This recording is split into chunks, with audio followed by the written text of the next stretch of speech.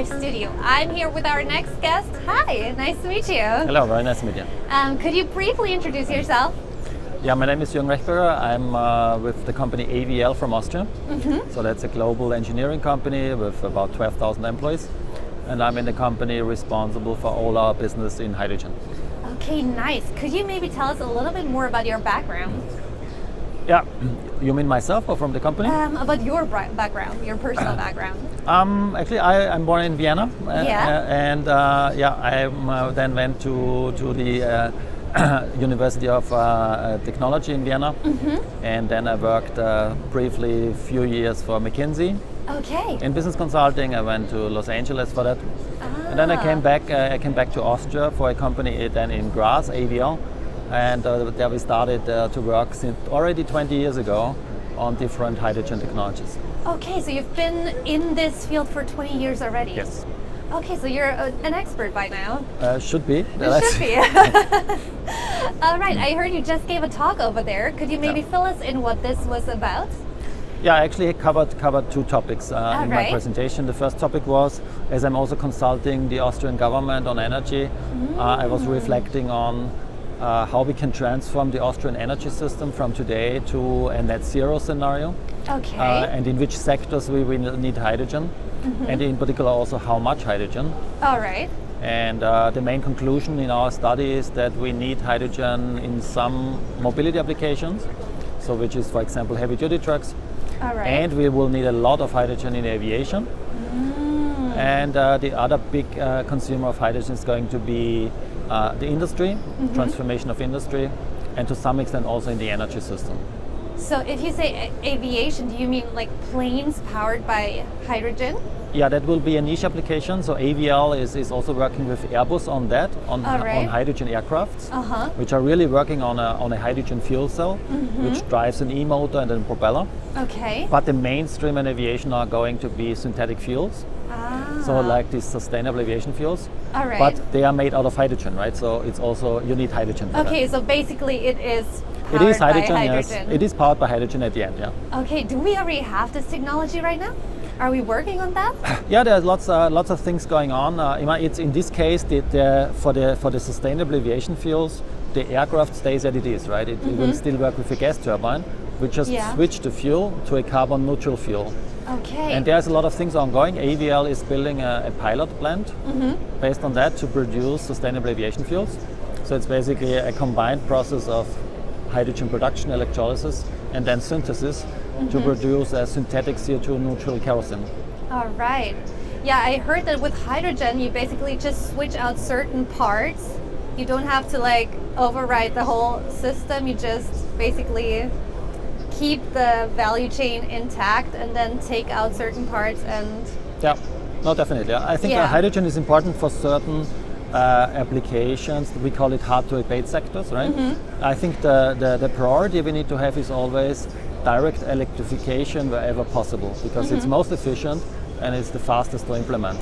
But there are certain areas where this doesn't work, right? So it's aircraft, for example, it's marine, it's heavy duty trucking, it's industry, and it's energy. So since hydrogen energy is like or would you say it is the energy source of the future? Would you say it that way? No, I wouldn't say it that way. Okay. It will be part of it, right? Okay, it's part of it. I mean, the bigger part of future energy is going to be renewable electricity. So we need really massively invest in building up renewable electricity. We also need that for hydrogen production, right? And hydrogen will be part of the equation. Okay, it will be part of the equation. Why do we not have mass production of hydrogen vehicles and aviation and all of that right now? Yeah, that's I'm very often asked this question. So I think the point is that hydrogen production today is still too expensive. Okay. So there was a huge hype 2-3 years ago, right? When everywhere we announced these hydrogen strategies, there was a lot of optimism. But I think we are now a little bit back to realism, right? Because we learned that hydrogen production is still much more expensive than we thought. So there was a McKinsey prediction that hydrogen production in 2025 will be down to already €3 per kilogram. Okay. In fact, we are in the range of 5 to 8. Oh, so right, there's still some way to go. Still much more, yeah. And for industry, for example, we would need a hydrogen price of about €2 per kilogram. So we are still pretty far away. And we need to, but I think there's a way to get with hydrogen production towards €2 to €3 per kilogram. Okay. And of course, that's one thing we need to push. And on the other hand side, we need to stop incentivizing fossil energy. And we need to talk really globally about CO2 taxing. So it is basically also up to the government to course, create those regulations. Absolutely, yeah. That make Absolutely. that possible. For sure.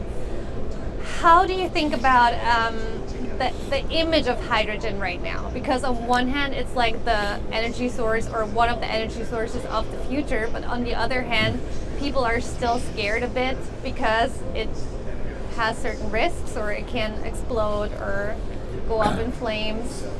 Yeah, I think that the dangerous part of hydrogen you just need to take care of, right?